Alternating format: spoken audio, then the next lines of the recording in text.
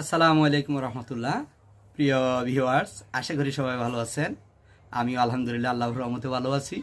আপনারা যারা নিয়মিত আমাদের এমআরএস টিভি 12 চ্যানেলটিতে যে আমাদের রাসূলুল্লাহ সাল্লাল্লাহু আলাইহি সাল্লামের বিভিন্ন হাদিস এবং প্রিয় সাহাবীদের বিভিন্ন জীবনী নিয়ে আমরা আলোচনা করছি, আপনারা দেখছেন, সেজন্য আপনাদেরকে অসংখ্য ধন্যবাদ।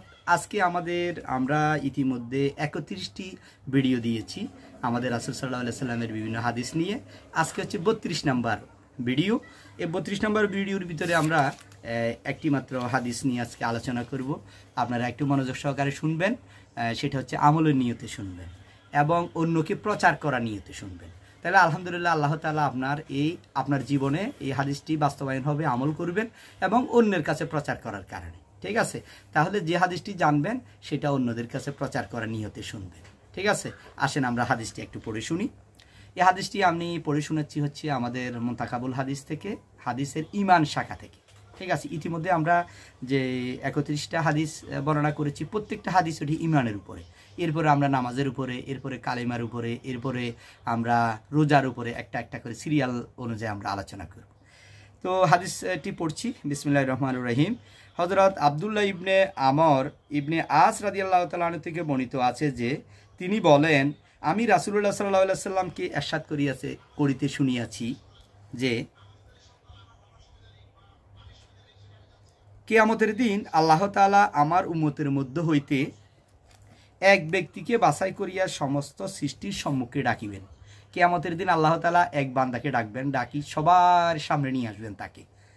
একজন বান্দাকে নিয়ে আসবেন, সবার সামনে নিয়ে আসবেন এবং তাহার সম্মুখে আমলের 99টি দপ্তর খুলিয়া দিবেন এবং 99টি আমলের 99টি দপ্তর খুলিয়া দিবেন। তখন তাকে দেখাবেন। প্রতিটি দপ্তর দৃষ্টিসীমা পর্যন্ত বিস্তৃত হইবে। এই দপ্তরগুলো এক একটা হবে তোমার চোখে, আপনার চোখে যতটুক দেখা যায় ততটুক লম্বা হবে। এত আমল যেটা বিস্তৃত হইবে। অতঃপর তাহাকে জিজ্ঞাসা করা হইবে, এই আমলনামা সমূহ হইতে তুমি কোনো কিছু অস্বীকার করো কি?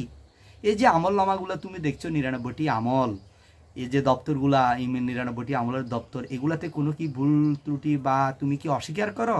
এগুলাকে কোনো কি ভুল ত্রুটি আছে? আমার যে সকল ফেরেশতারা আমলসমূহ লেখার কাজে ছিল তাহারা তোমার উপর কোনো জুলুম করিয়াছে কি? আল্লাহ তাআলা বলবেন, আমার ফেরেশতারা যে তোমার উপরে যে আমলগুলো লেখার দায়িত্বে ছিল, এগুলা কি কোনো বেশি লিখেছে বা কম লিখেছে বা তোমার প্রতি কোনো জুলুম করিয়াছে? তখন কোনো গুনাহ না করা সত্ত্বেও কি লিখিয়া দিয়েছে অথবা করার চেয়েও বেশি লিখিয়াছে? তুমি যেটা করেছো এর চেয়ে কি বেশি লিখিয়াছে বা কম লিখিয়াছে বা তুমি করো নাই তাও লিখিয়া দিয়েছে কি আমার ফেরেশতারা? আল্লাহ তাআলা বলতেছেন। তখন ওই লোকটা বলবে, সে আরজ করিবে, না এরকম তো হয় নাই, না অস্বীকার করার কোনো সুযোগ আছে, না ফেরেশতারা আমার প্রতি জুলুম করিয়াছে। অতঃপর আল্লাহ তাআলা জিজ্ঞাসা করিবেন, তোমার নিকট এই সকল বদ আমলের কোনো ওজর আছে কি? তুমি যে বদ আমল করেছো, অন্যায় করেছো, ভুল করেছো, দুনিয়াতে জুলুম করেছো, অন্যের প্রতি অন্যের হক নষ্ট করেছো, পাপ করেছো, এটা কি লিখিয়াছে? এটার কি তোমার কোনো ওজর আছে? তোমার কোনো আপত্তি আছে আমরা ভুল ত্রুটি করেছো? আল্লাহ তাআলা বলিবেন, আচ্ছা তোমার নিকট একটি নেকি আমার নিকট আছে, তোমার নিকট আমার একটা মাত্র নেকি আছে, আজ তোমার উপর কোনো জুলুম করা হইবে না। অতঃপর কাগজের একটি টুকরা বাহির করা হইবে যাহার মধ্যে লেখা আছে। তখন আল্লাহ তাআলা যখন তার এত গুনাহ হয়েছে, এত পাপ হয়েছে, তখন আল্লাহ তাআলা বলবে যে আমি যে তোমার যে বদামল তুমি করেছো এটার তোমার কোনো অভিযোগ আছে কিনা বা কোনো কিছু বলা আছে কিনা? তখন সে আরজ করিবে, না আল্লাহ আমার কোনো আরজ নেই, এগুলো আমি করেছি সত্য, ফেরেশতারা আমার প্রতি কোনো জুলুম করে নাই, ফেরেশতারা আমার প্রতি কোনো বেশি লিখে নাই, কম লিখে নাই, আমার প্রতি কোনো অন্যায় করা হয় নাই, সবগুলো সত্যি। তখন আল্লাহ তাআলা বলবেন, আমি আল্লাহ এমন কাহারও প্রতি আমি জুলুম করিনি। তখন আল্লাহ তাআলা কি করবে, একটা কাগজ তার হাতে দিবে। তোমার একটা নেকি আছে, পৃথিবীতে থাকাকালীন তুমি একটি কাজ করেছো, ভালো কাজ করেছো, একটা নেকি, একটা কাগজ। এই কাগজের ভিতরে একটা লেখা আছে। কি লেখা ছিল ওই কাগজটার ভিতরে? আশহাদু আল্লা ইলাহা ইল্লাল্লাহু ওয়া আশহাদু ওয়া আন্না মুহাম্মাদান আবদুহু ওয়া রাসূলুহু। এই লেখাটা কাগজের ভিতর ছিল। লিখিত থাকিবে, আল্লাহ তাআলা বলিবেন যাও ইহাকে ওজন করিয়া লাও। তখন আল্লাহ তাআলা ওই বান্দাকে বলবে লাও এটা দাড়িপাল্লাতে দিয়ে দাও, ওজন করো। সে আরজ করিবে হে আমার রব, এত বড় বড় দপ্তরের মোকাবেলায় এই টুকরা কি কাজে আসিবে? বলতেছে আমি এত পাপ করেছি, এত গুনাহ করেছি, আমার 99টি দপ্তরের ভিতরে পাপ আর পাপ, গুনাহ আর গুনাহ, আমি কত বড় ভুল করেছি, এটা কি কাজে আসিবে সামান্য এক টুকরা কাগজ? আল্লাহ তাআলা বলিবেন তোমার উপর জুলুম করা হইবে না। অতঃপর ওই সকল দপ্তর এক পাল্লায় রাখা হইবে, ওই যে 99টি দপ্তর এক পাল্লায় রাখা হইবে, আর কাগজের সে টুকরা অপর পাল্লায় রাখা হইবে। তখন সেই কাগজের টুকরার ওজনের মোকাবেলায় দপ্তরগুলো পাল্লা উড়িতে আরম্ভ করিবে। প্রকৃত কথা হইল আল্লাহ তাআলার নামের মোকাবেলায় কোনো জিনিস ওজনই রাখে না।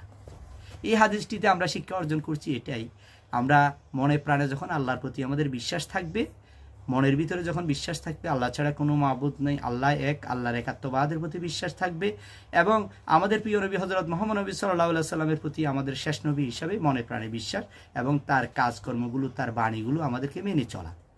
যত বড় পাপ করেছে সে কিন্তু এটা মনের ভিতর বিশ্বাস ছিল, ঈমান ছিল।